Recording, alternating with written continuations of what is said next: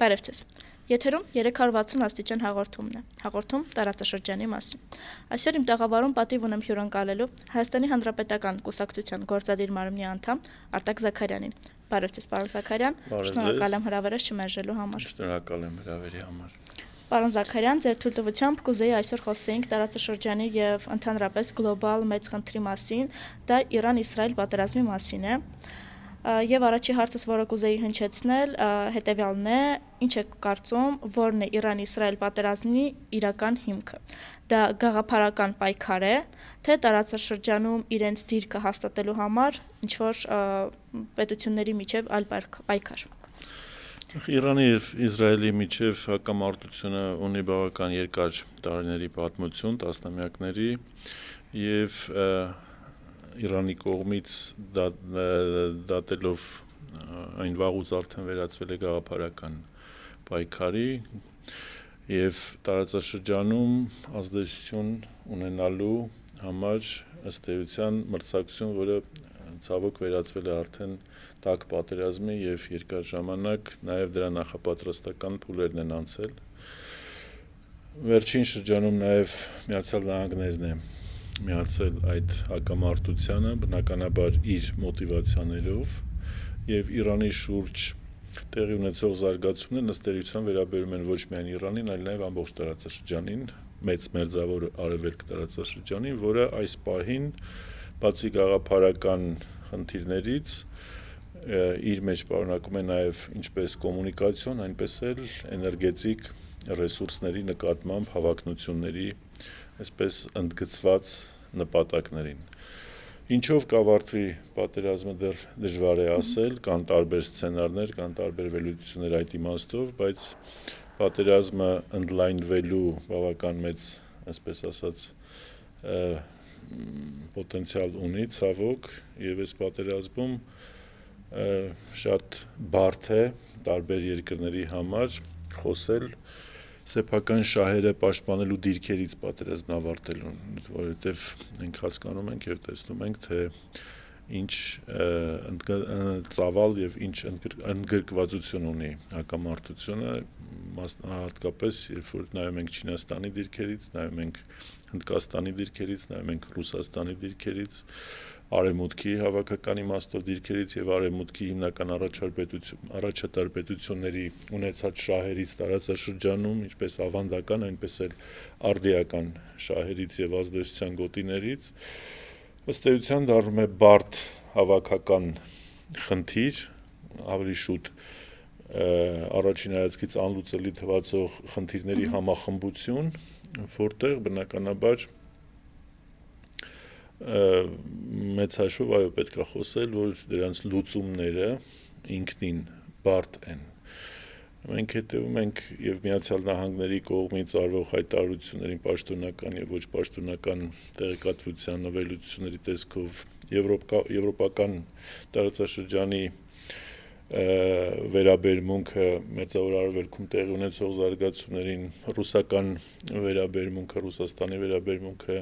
չինական տարածաշրջանի եւ հնդկական օվկիանոսի տարածաշրջանի երկրների վերաբերմունքը եւ այս իմաստով նաեւ հարավային Կովկասն է որպես հարակից անմիջապես սահմանակից տարածաշրջան մերթ կարծես թե այդ ընդգրկման եզրին, պատերազմին մեջ ներքաշվելու եզրին, եթե այսպես ասենք, եւ ընդհանուր առմամբ, եթե մաթեմատիկայի լեզվով ասենք, մենք այս պահին գործ ունենք բազմաթիվ անհայտներով մի հատ մեծ հավասարման հետ, որի լուծումները շատ բարդ է պատկերացնել, բայց որ առաջին հերթին պետք է ձգտել կանգնեցնել ռազմական փուլը եւ հաշվի նստել ինչպես Իրանի, այնպես էլ Իսրայելի կենսական շահերի հետ, որովհետեւ այս դեպքում երկու պետությունների համար կենսական շահեր են ըստ էության մի դեպքում Իրանի գործող իշխանությունների լինելիության խնդիրն է դրված, մի դեպքում Իսրայել պետության լինելիության խնդիրն է դրված, երկուսն էլ երկու պետությունների համար համարվում են կենսական եւ արխիկարևոր շահեր, խնդիրներ եւ այս իմաստով այդ հակամարտությունը բավական լրջություն է հաղորդում ամբողջ տարածաշրջանում տեղի ունեցող գործընթացներին։ Շնորհակալ եմ, պարոն Զաքարյան, բավականին բովանդակալից պատասխան էր։ Ամփոփելով այս ամեն ինչը կարող ենք չէ նշել, որ սա աշխարհաքաղաքական բախում է նաև իրենից ենթադրում, քանի որ դուք նշեցիք, որ երրորդ ավելի մեծ պետություններ են այս պատերազմում ներքաշված, ինչպես օրինակ ԱՄՆ-ն է։ Եվ հարցս կուզեի անդրադառնալ ավելի շատ էլի ԱՄՆ, Չինաստան եւ Ռուսաստան մեծ պետություններին, քանի որ նրանք եւս կարելի ասել, որ միջնորդում են այս պատերազմին ԱՄՆ-ն ուղիղ կերպով։ Օրինակ, ձեր կարծիքով այս ամեն ինչը, այն հայտարարությունները եւ այն դիրքորոշումը, որը որ իրենք արտահայտում են, այն դերը, որը որ ունեն, սա պատերազմը զսպելու համար է, կանգնեցնելու համար է, թե իրենք բնականաբար, բոլոր պետություններն էլ ունեն իրենց շահերը, թե իրենք առաջ են տանում իրենց շահերը։ Մենք վաղուց խոսում ենք եւ աշխարհն էլ վաղուց խոսում է հին աշխարհակարգի փլուզման եւ նոր աշխարհակարգի ուրվագծման, չասենք ձևավորման, որովհետեւ դրա մասին դեռ վաղ է խոսել, բայց առնվազն ուրվագծման կոնտուրները գծելու, պատկերելու պայքարն է գնում, շատ դեպքերում նաև ռազմական ռետորաբանությամբ, շատ դեպքերում զուտ տնտեսական շահերի վերախմբավորման, վերադասավորման։ Այս իմաստով, այո, հակամարտությունը ունի համաշխարհային նշանակություն, եթե չասենք, որ հատկապես բոլոր գերտերությունների մասնակցությունը, բացառությամբ երևի լատինամերիկյան երկրների եւ մի շարք երկրների, այս իմաստով այո, համաշխարհային նշանակություն ունեցող իրադարձություն է եւ զուգահեռ ուկրաինական հակամարտությանը, որը էլի ցավոք պոտենցիալ ունի վերածվելու եվրոպական ավելի լայն տարածաշրջանի համար հակամարտության, մեր դաշնակից Ռուսաստանի դեմ։ Այս պարագայում մենք այսպես պետքա ավելի գլոբալ նայենք,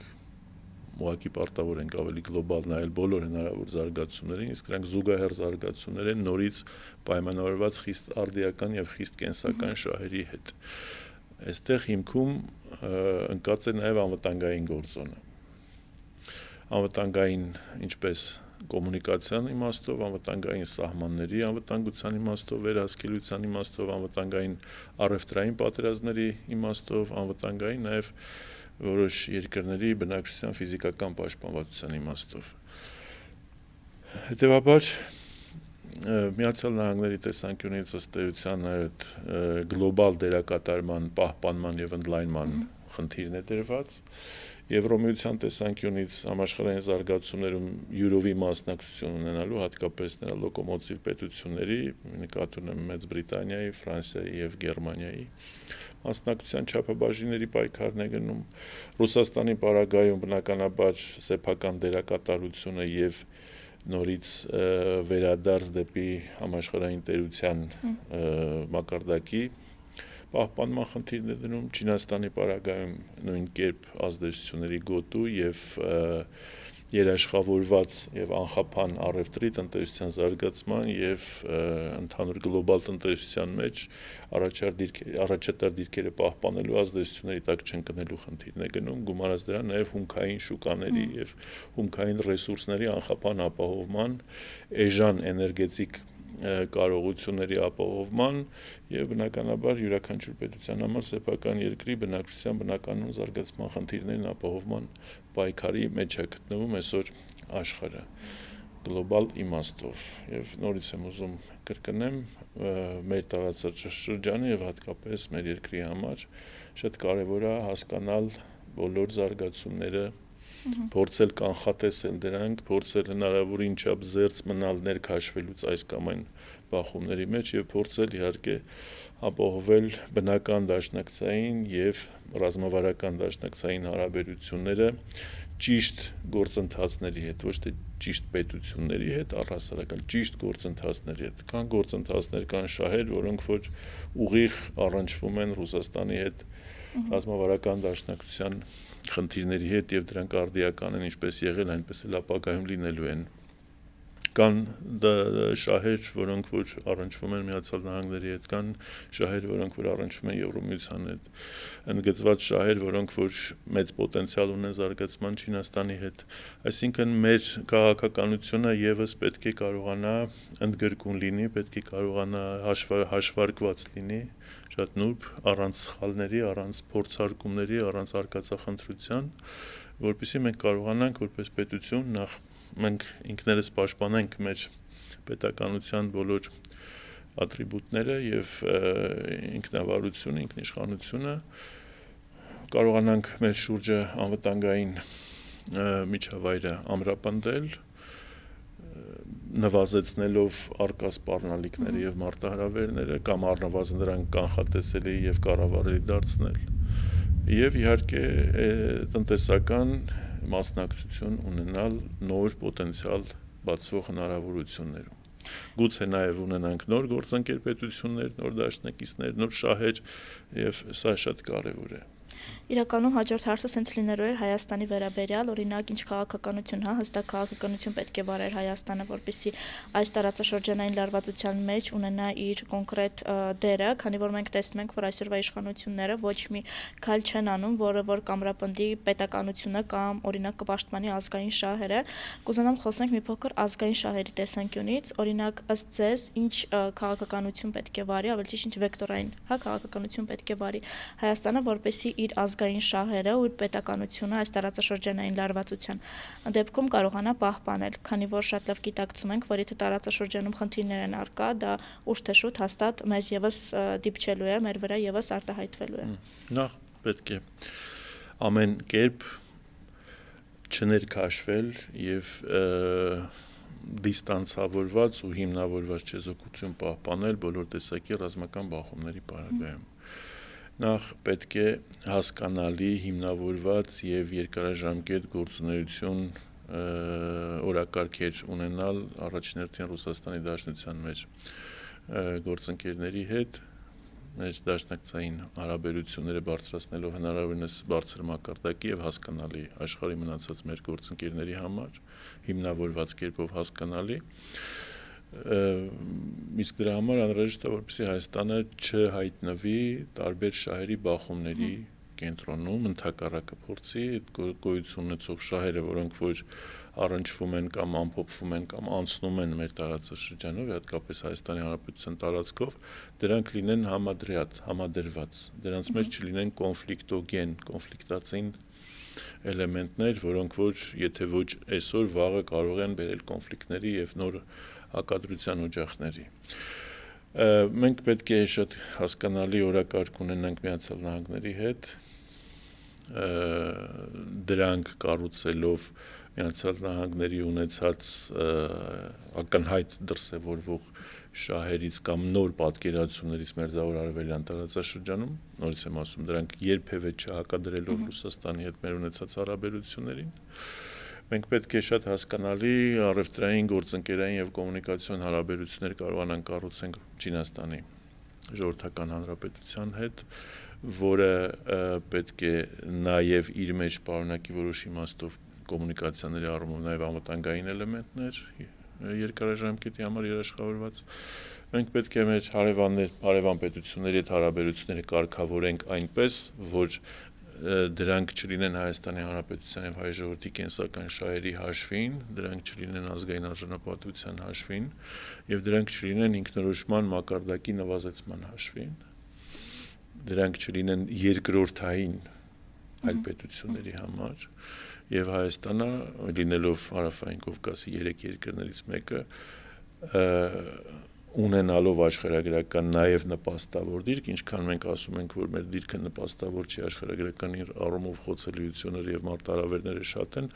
նույն կերպ նաև պետքա պատկերացնել, որ այդ պարագայում նաև այդ դիրքը նպաստավոր է, եթե դու ունես խելացի, հաշվարկված երկարաժամկետի համար էֆեկտիվ արտաքին քաղաքականություն, իսկ դա հնարավոր է անել, հատկապես որ զարգացումները եւ հարաբերությունները իրանք են արդեն բերում իրանց հետ նոր իրողության հետ նաեւ նոր հնարավորություններ։ Այս առումով շատ կարեւոր է Հայաստանի արտաքին քաղաքականությունը, համադրելիության վրա կառուցված արտաքին քաղաքականությունը, բարեկամական եւ փոխշահավետության վրա կառուցված արտաքին քաղաքականությունը ոչ թե ես պատրաստ եմ անել ամեն ինչ մենակ թե ինձ ասեք որ խաղաղություն է լինելու, այդ դեպքում խաղաղություն չի լինելու։ Ընդհակառակը մենք պետք է կարողանանք որոշակի նաև ամբիցիոզ մոտեցում ցուցաբերել արկա իրավիճակներին, պահանջելով մեծ շահերի հարգման, ընդ որում բոլոր կողմերից եւ հարևան պետությունների եւ նաեւ գործընկեր գերտերությունների պարագայում եւ Եվրոմիության մի շարք երկրների հետ ունենանք հստակ ընդգրկված օրակարգեր։ Ես չեմ հավատում Եվրոմիության Հայաստանի եվրոպական ապագային, դա միֆ է եւ ոչ մի պետություն, ովքեր որ մինչեւ այսօր այդ ճանապարհին են գտնվել կամ գտնվում են, մեծ հաշվով այդ հեռանկարները չունեն, որտեղ Եվրոմիությունը ինքը արդեն սահմանափակումների քաղաքականություն է իրականացնում, իրականում չպետք է հավատալ այն հայտարարություններին, որոնք արվում են, պետք է հավատալ փաստերին, որոնք որ գոյություն ունեն տարբեր պետությունների պարագայում եւ այս դեպքում արդեն պետք է կարողանալ հետևողական լինել բոլոր հնարավոր զարգացումներին, ինչ ավարտ կունենա Ուկրաինայում զարգացումները, ինչ ավարտ կունենա, եսի նկատում եմ քաղաքական առումով ավարտ, որտեղ պատերազմի ավարտը միշտ չի որ բերում է իրողություն, որը արդեն հնարավորություն է տալիս երկարաժամկետ քաղաքականություն իրականացնել։ Պատերազմի ավարտները երբեմն ավելի շատ նմանում են դադարի, ժամանակավոր դադարի, հաջորդ փուլում ավելի մեծ ու ավելի պայթյունավտանգ իրավիճակ ստեղծելով։ Ես հույս ունեմ, որ եւ ուկրաինական պատերազմը եւ Իրանի շուրջ ռազմական գործողությունների ավարտը կլինեն տարածաշրջանի համար ավելի երկարատև եւ ավելի կայուն, ավելի ստաբիլ հարաբերություններ, ավելի ստաբիլ զարգացումներ նախանշող, այդ պարագայում Հայաստանի հնարավորությունները բնականաբար նոր հարաբերություններ, նոր փոխադարձ շահեր, նոր օրակարգեր տարբեր երկրների հետ ձևավորելու համար։ Դուք խոսեցիք հնարավորություններից, ես եւս ուզում էի նշել, որ այն դիրքը Հայաստանի, որի մասին որ դուք քիչ առաջ խոսեցիք, դա կարելի է օգտագործել, ավելի ճիշտ կարելի է ընդունել ոչ միայն վտանգների եւ սպառնալիքների համար, նախատեսված դիրք, այլ նաեւ նոր հնարավորությունների եւ թույլ տվեք։ Ես ներողություն եմ խնդրում, Ալջան, հնարավորություն բառը նաեւ ինքը քաղաքական իմաստ է, հա։ Ինքը քաղաքականությունը հնարավորի արվեստն է, գիտեք եւ բոլորը գիտեն դրա մասին, որ քաղաքականությամբ զբաղվում ես, որպեսզի հնարավորություններ փնտրես, քաղաքականությունը հնարավորի արվեստ է, անհնարին ոչինչ չկա։ Այն մարդիկ, ովքեր ասում են դե ինչ անի իշխանությունը կամ ինչ անի այս քաղաքական մարդը, ուրիշ տարբերակ չկա, ստիպված պետք է անի, դա մեծ մոլորություն է եւ շատ մեծ սխալ է։ Դա նշանակում է սխալները ընդունել, դա նշանակում է, որ արդարացնել բոլոր այն սխալ դավաճանական, դավադիր գործողությունները, որոնք որ արվում են, երբ որ մարդուն ասում ես, դե ինչ անի, ընդհակառակը կան շատ ավելի մեծ հնարավորություններ եւ հաջողված քաղաքական գործիչները, հաջողված քաղաքական իշխանությունը հենց այնա, որ կարողանում է նախաշխարկել երևույթների մեջ կապը հասկանալ եւ ժամանակից շուտ կամ ժամանակին, ճիշտ ժամանակին կայացնել ճիշտ որոշումներ։ Այո, լիովին ելնելով սեփական շահերից, ոչ թե ելնելով ուրիշների շահերից։ Եվ այդ շահերը անպայման պետք է լինեն պետական եւ ազգային, ոչ թե անձնական։ Այդ շահերը պետք է լինեն հստակ ձևակերպված, ներքին օրակարգերից բխող, ժողովրդի օրակարգից բխող, ոչ թե մի հատ փոքր խմբակի կամ ինչ-որ մարդկանց ուղեղներում ծվարած, այլ դա պետք է լինի մարդը, քաղաքացին, անձը, քաղաքական համակարգը տվյալ երկրի պետք է դա համարի իր շահը։ Ասեք, եւ Իսրայելում եւ Իրանում լայն հասարակությունը աջակցում է, պարադոքս է, չէ, երբ որ աջակցում են ռազմական գործողություններին, բայց իրանք հասկանում են, որ դա կենսական լինելիության խնդիր է, դրա համար են աջակցում։ Պատերազմը շատ վատ բան է, բայց երբ որ գործը հասել է պատերազմին, պետք է կարողանալ դա ճիշտ ձևով ավարտել, ոչ թե ձեռքերը բարձրացնել, հանձնվել եւ ասել, դե հիմա ինչ անենք, հիմա կարևորը խաղաղությունը, ոչ, խաղաղությունը միշտ չի, որ խաղաղություն է։ Խաղաղությունը երբեմն բերում է նաեւ այսպես տվյալ պետության ցավոք վախճանին 21-րդ դարում պետության վախճան հասկացությունը, այդ թվում նաեւ քաղաքագիտական գրականության մեջ պետությունների վախճան հասկացությունը շատ է այսպես արծարծվել, Աստված չանի, որ դա Հայաստանին էլ վերաբերի։ Դրա համար մեզ անհրաժեշտ է խելացի, հավակնոտ, ամբիցիոզ,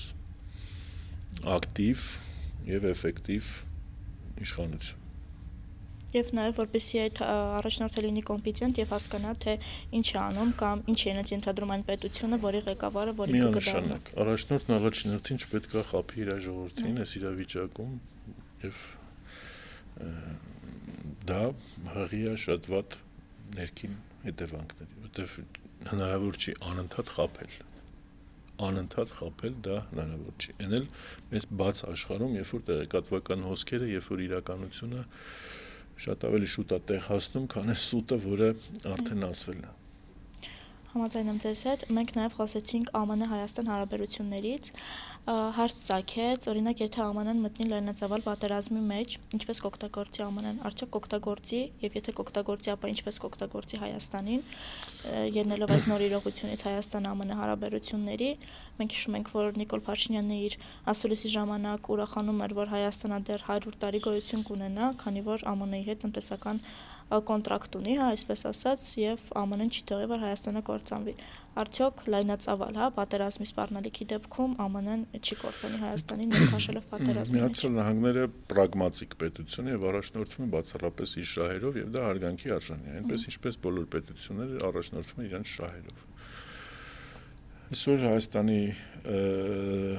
հետ կապված Միացյալ Նահանգներն ունեն որոշակի շահեր, բայց ոչ մի երաշխիք չկա, որ պատերազմի ավարտից հետո տարածաշրջանում իրավիճակի փոփոխություններից հետո շահերը կարող են փոխվել։ Ինչ անելու Հայաստանը։ Եթե Նիկոլի պարագայում նորից կանգնելու է փաստի առաջ։ Եք նստել եւ սպասել, թե ինչ զարգացումներ կլինեն եւ ըստ այդմ ասել, դե էլի ինչպես միշտ մեր ժողովրդի բախտը չբերեց, չի կարելի դա, որովհետեւ մենք այլևս ոնց որ Արցախը կորցնելուց հետո մեր այլ կորցնելու բան չունենք, մենք արդեն կորցնելու ենք վերջին հնարավորությունը, վերջին պետականությունը։ Հետևաբար Միացյալ Նահանգների հետ հարաբերությունների հիմքում էլ պետք է դնեն երկարատև շահերի եւ բախման չտանող շահերի ինստիտուտը, այսինքն եթե այդ շահերը երկարաժամկետ շահեր են, ոչ թե տվյալ իրավիճակում կամ այդ շահերով առաջնորդվելը Հայաստանին մեջքով կանգնացնելու է իր մյուս դաշնակցին, օրինակ ասենք, եթե այդ շահերի մեջ հակառուսականությունն է, մեզ դա պետք է թե չէ։ Իհարկե ոչ։ Կամ նույնը հակառակ կողմից, եթե Ռուսաստանի հետ մեր հարաբերությունները նշանակելու է հակադրվել կամ հակառակվել մեկ այլ մեր համար գործընկեր եւ օգտակար հարաբերությունների առումով օգտակար պետության հետ շփումներին, դա եւս չի կարող համարվել էֆեկտիվ եւ ճիշտ քաղաքականություն։ Մեր պարագայում Հայաստանի պես պետության պարագայում ուղիղ հակադրությունները, քաղաքական իմաստով հակադրությունները, դրանք որպես կանոն ենք կոնֆլիկտացին են, ինչ-որ մի ժամանակ հետո դու ունենում ես արդեն որոշակի մեծ խնդիրներ աշխարհի ինչ-որ մի հատվածի հետ։ Միացյալ Նահանգների հետ հակադրությունները, դա միայն Միացյալ Նահանգների հետ հակադրություն չի, դա արդեն հակադրությունը ավելի այսպես աշխարհակաղական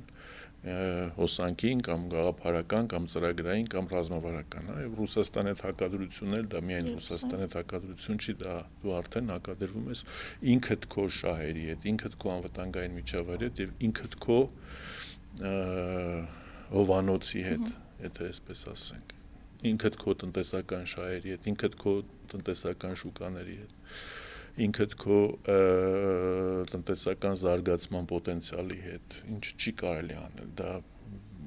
գործում ես ի վնաս քեզ։ Նույնը նաև մյուս պետությունների պարագայում է, այնպես որ այստեղ պետք է շատ այսպես ոսկերչական ճշգրտությամբ հասկանալ եւ կարողանալ տեսնել, պատկերացնել բոլոր այն հնարավորությունները, որոնք որ ժամանակ առ ժամանակ բացվում են, փոխվում են, կերպափոխվում են եւ հիմա խոսում են թրիպից, բայց եթե զարգացումները գնան գոյություն ունեցող սցենարներից վատ սցենարով, դա կարա դառնա նույնիսկ Հայաստանի համար խնդրեմ, ոչ թե խաղաղության երաշխիք, ինչպես ասում են այս գործողները, այլ հակառակը նոր ռազմական բախումների հարուցիչ, հետեւաբար պետք է կարողանալ շատ հստակ դնել շեշտերը, շատ հստակ դնել ձևակերպումները, շատ հասկանալի եւ որպեսզի որ քո բոլոր գործընկեր, բարեկամ, դաշնակից, այդ թվում նաեւ հակադիր պետությունները, հակամարտող կամ ոչ այդքան բարեկամ երկրները կարողանան քո շահերի կողքով անցնել գոնե հարգանքով, գոնե հասկանալով, գոնե դրանց չհակադրվելով։ Իսկ սա դիվանագիտության եւ քաղաքականության հենց արդյունք պետք է լինի։ Սա հենց այնպես չի լինում, ինքը իրանով չի լինում։ Ոչ մի մայրաքաղաքում իրանք չեն նստում եւ մտածում, այ տեսնես որը կլինի Հայաստանի համար լավ, եթե սենց անենք, թե եթե սենց անենք։ Ոչ Մոսկվայում, ոչ Վաշինգտոնում, ոչ Բրյուսելում, ոչ Պեկինում, ոչ առավել եւս Անկարայում ու Բաքվում չեն նստում մտածում ինչ անենք, որ Հայաստանի համար լավ լինի։ Իրանք առաջնորդվում են իրենց շահերով, Երևանն էլ պետք է նստի եւ մտածի ինչպես անել, որ առաջիկա ընդհանրենք 10-15 տարին համար լուծվի կենսական նշանակության այս խնդիրները։ Դա միայն հայտարարելով չի։ Ինք որ ասում են խափում են անդադ, այո հայտարարում են մի բան, բայց դարձն է դուրս գալիս։ Երբ որ դու հայտարարում ես Արցախ, Հայաստանը եւ վերջ, դու դրանով արդեն ձեռնոց ես նետում ոչ միայն Ադրբեջանին, այլ նաեւ օրինակ առաջնորդին Մինսկի խմբի ամբողջ տրամաբանությանը։ Երբ որ դու անում ես հայտարարություններ, որոնք ոչ ճիշտ են, այո, պատասխանատու չեն եւ ոչ ճիշտ են մեկնաբանվում այլ մայրաքաղաքներում, դա նշանակում է դու սխալ գործողությունների վրա ես, որովհետեւ դու ինքդ չես երաշխավորել եւ ապահովագրել այդ գործընթացը։ Երբ որ ամեն ինչ երաշխավորված ապահովագրված կլինի, նոր դրանից հետո արա հայտարարություն։ Այո, յուրաքանչյուր պետություններ ունեն իրենց շահերը եւ պարտադիր չի, որ իրենց շահերը պաշտպանելով նաեւ պաշտպանեն քո շահերը եւ հիմնականում հենց է ստացվում, որ տեսնում ենք, չէ, ինչ է կատարվում աշխարհում։ Իրանը շատ լավ հարաբերություններ Պարսից ծոցի երկրների հետ, բայց այսօր ինչ անում։ Բոլոր 6 երկրներին ռմբահարում է, հրթիռակոծում է բոլորի։ Ինչի համար, իր շահերից ելնելով։ Որն է նպատակը։ Այս պատերազմը դարձնել բոլորի համար թանկ, քաոտիկ պատերազմ, որպեսզի յուրաքանչյուրը շահագրգռված լինի հնարավորինս շուտ ավարտելու, որպեսզի Իրանը կարողանա պաշտպանել իր ինքնիշխանությունը եւ իր գործող իշխանության դիրքերը։ Որքանով է դա մյուս պետությունների համար շահավետ եւ որքանով են պատրաստ իրենք մտնել այդ հարվածների տակ կամ փոխադարձ հարվածներ հասցնել սեփական առավելությունը կամ ազդեցությունը մեծացնելու, դա արդեն այսպես քաղաքական եւ հատկապես ռազմական զարգացումների սցենարների խնդիրն է, հա, մեկնաբանել կամ փորձել վերլուծել, թե ինչ սցենարներ կարող են լինել վերջնարդյունքում ելքի մոտ։ Բայց միևնույն է, բոլոր պատերազմներն էլ ինչ-որ մի ժամանակ հետո ավարտվում են։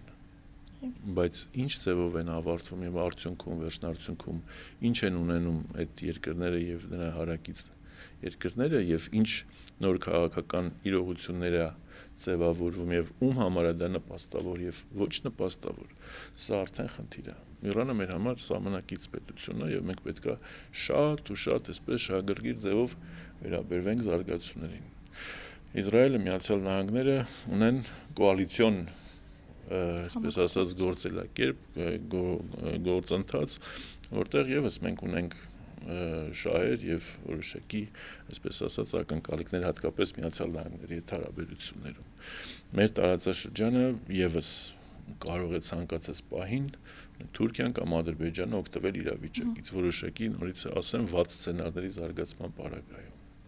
Որտեվ կարող են լինել նաև այլ տերություններ, այլ պետություններ, եվրոպական, որոնք որ հենց ուզենան, որ դա տեղի ունենա, որովհետև այլ ելք իրեն շահերը պաշտպանելու չկա։ Եթե պետք լինի Հայաստանին, այսպես կոպիտ ասած, մատաղանել, կարող է գնալ նաև այդ ճանապարհով։ Նու Հայաստան, միայն Հայաստան չէ, Հարավային Կովկաս ամբողջությամբ, որտեղ որ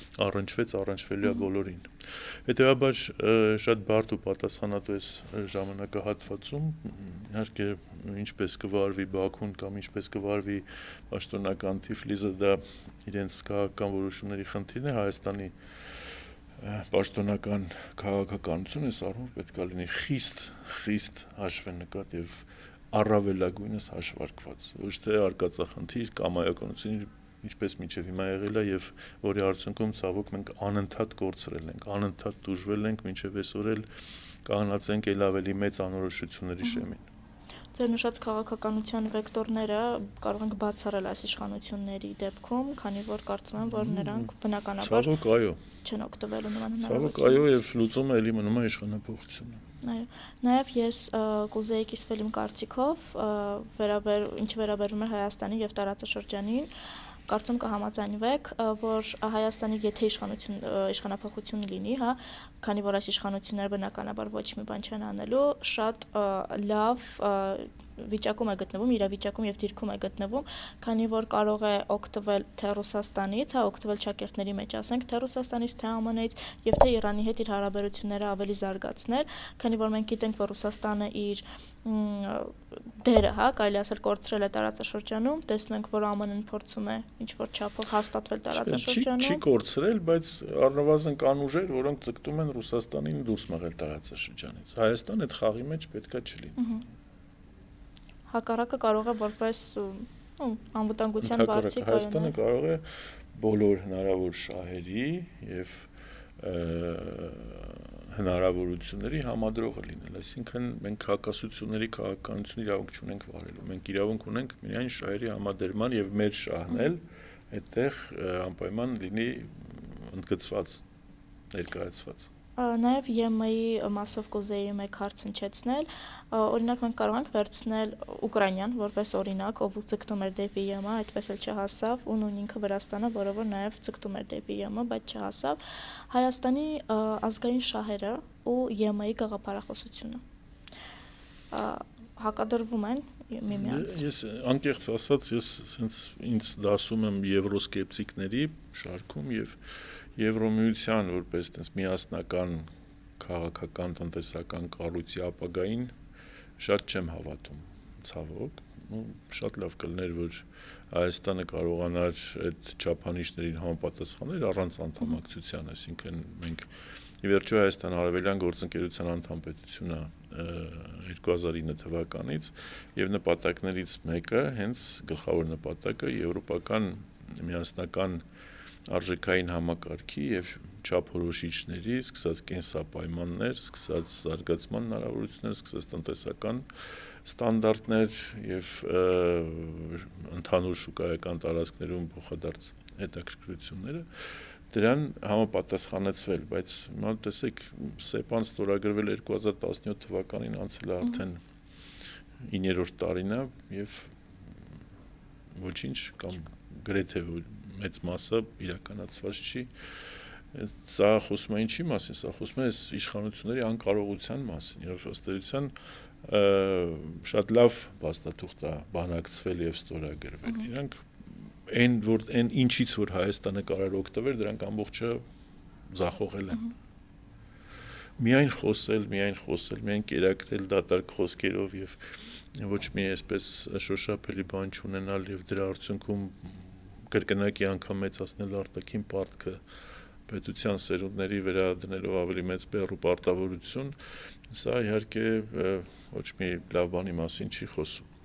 Եվրոմիության հետ, այսինքն որպես ընդհանուր, որպես եվրոպական ուղի ես չեմ տեսնում, բայց Եվրոմիության անդամ լոկոմոտիվ հիմնական պետությունների հետ ակտիվ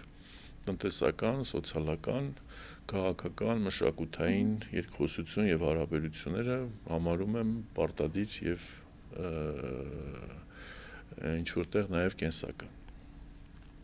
Նաև երկու բառով անդրադառնանք Իրանի դիրքորոշմանը Հայաստանի վերաբերյալ հիմնականում, քանի որ բազմիցս հնչեցրել է, հա, պաշտոնական Իրանը, որ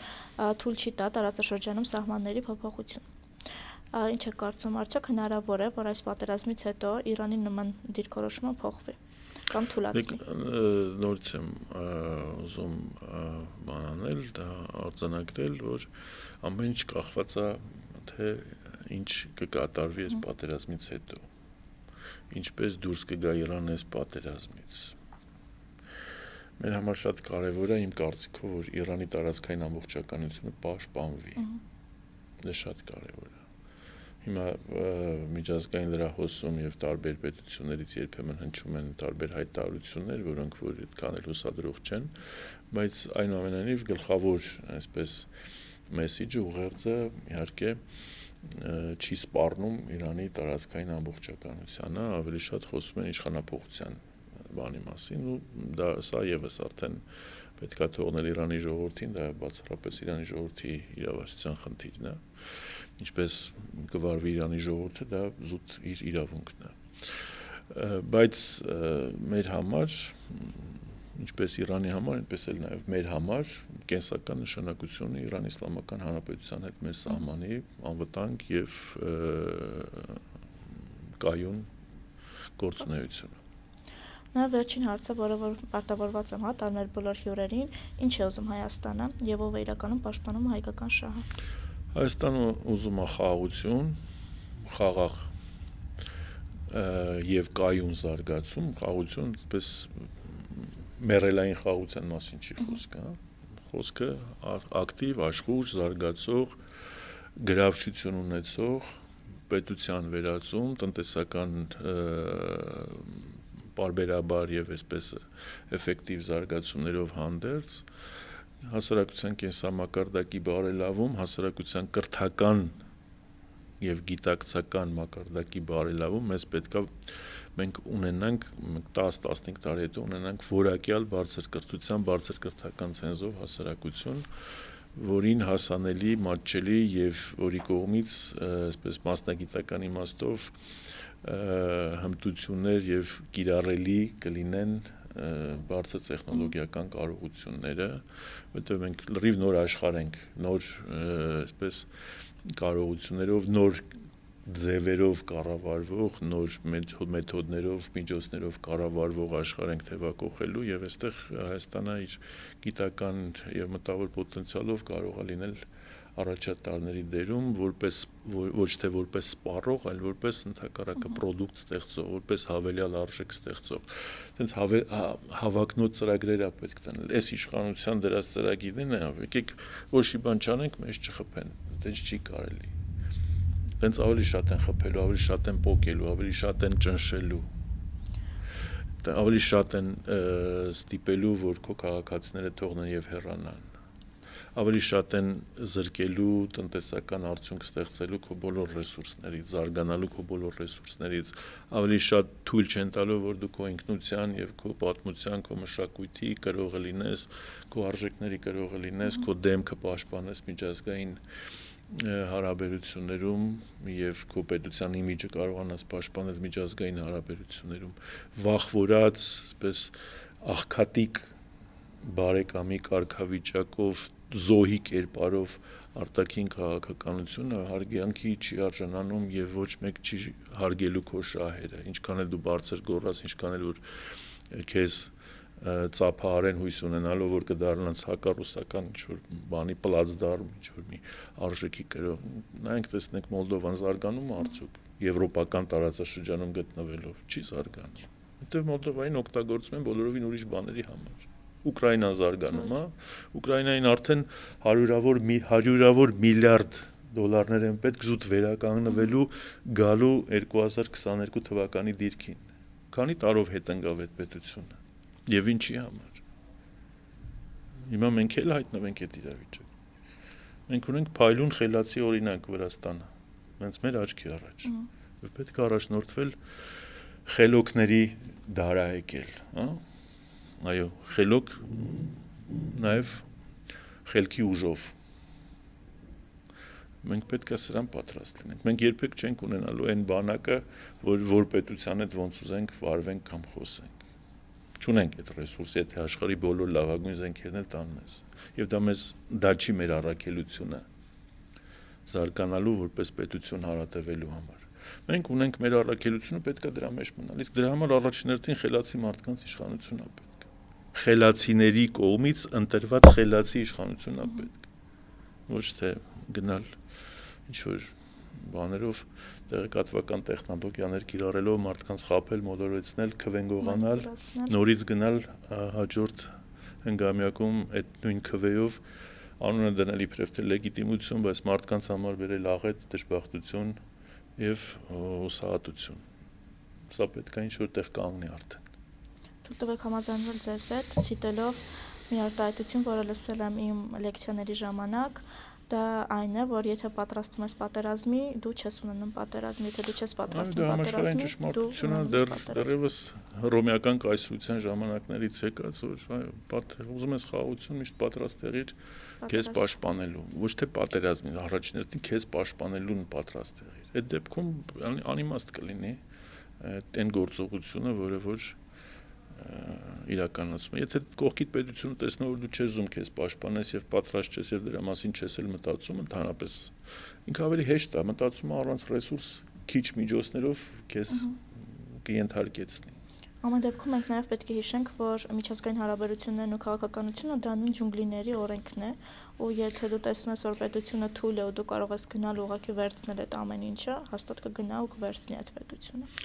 Մենք պետքա թույլ չտանք։ Մենք պետք է, որտեվ Արցախի կորուստը գոնե մեր համար պետք է շատ թարմ դաս լինի։ Այո։ Պարտվածին պետքա ասել, որ դու մեզ հաջողություն չես բերում։ Ցավոք, մենք հույս ունեինք, որ դու հաջողություն կբերես, ցավոք դու մեզ բերել ես միայն ձախողում, միայն պարտություն,